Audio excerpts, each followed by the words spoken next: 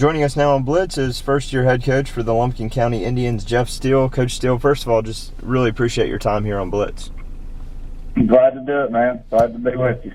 Yeah, and I know you got to be extremely excited right now. 8-1 start. Could you have imagined a better start for your time at Lumpkin County than that?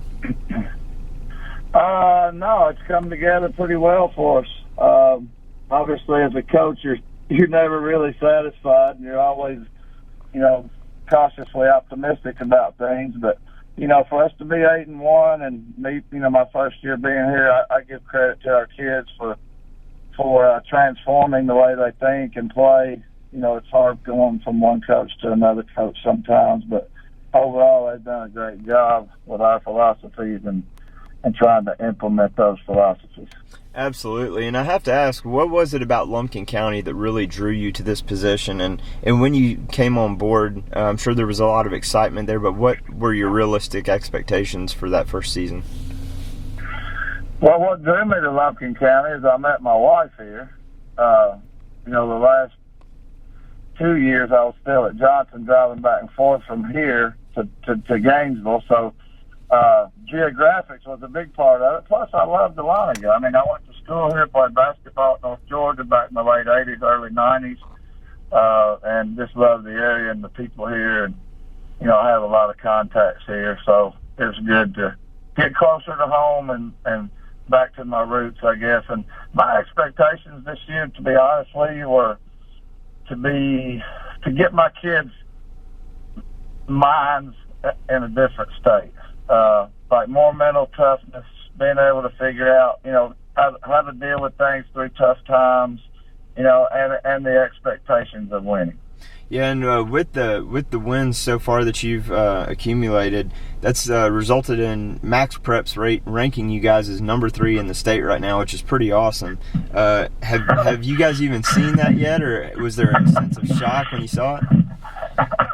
Yeah, I've seen it, but I've been, I've dealt with that kind of situation a lot over the past few years, and that doesn't really hold much water with me, but yeah, if it's good for the people in the community and, makes them proud, then that's a good thing, I guess. I try not to talk about it much around our kids because, we're just trying to stay hungry and humble, and not let all that affect us at all. All that matters really to a coach is what you're doing at the end of the year. So all that's just, I guess, more for the fans than anything else. Absolutely. Yeah. Now, you mentioned some of the players you have. You got some great ones. Jack Howard, a rare talent that we see in this area. Talk about how special he is and what you've liked out of him so far. Coming in, I thought, from all the word I was getting on, he can't play for you, and y'all are going to butt heads. And, he and I both now, we laugh about that because we both have kind of proven everybody wrong in regards to that. He has been the ultimate competitor, and in my opinion, he has taken on my personality more so than any of the other guys, which they're coming along. They're trying to, they're getting to where they understand my ways, but I think he and I are on the same page as far as our mentality goes. And I've just been proud of his, not so much verbal leadership, but just how he goes about things, leading by example and just grinding, man. Because people have been face guarding him, boxing, wanting him every single game we play. And he's doing what he's doing because he's mentally tough. He even told me last year that when that kind of stuff happened to him, that it kind of shut him down. But, because he's this mental toughness that he's developed, he's able to deal with those situations, and I'm proud of it. Absolutely, and he led this team last year to a state playoff berth despite just 9 wins overall last year. But this is a team that could look to do this 3 years in a row. What would it mean for you to be able to come in and help get Lumpkin back to state for the 3rd straight year? Well, obviously that's your goal when you coach any team, is to get into the state tournament and hopefully make some noise.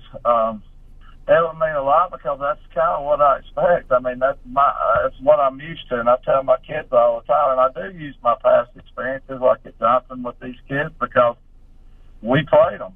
We played Lumpkin County, and they know what kind of situation we had, and I think that's helped me with my kids too. They know they knew who I was before I became their coach, and they knew what kind of team I had, and they played against those guys. So I think all that's helped, and I think our confidence is just growing, and hopefully we're going to get better every day and be able to do something that matters. Absolutely. And last question for you. You're off to the 2-0 start in region play, which is huge. Franklin and Fannin County, you got wins in both of those games. How important is it in this region to start out 2-0 like you have?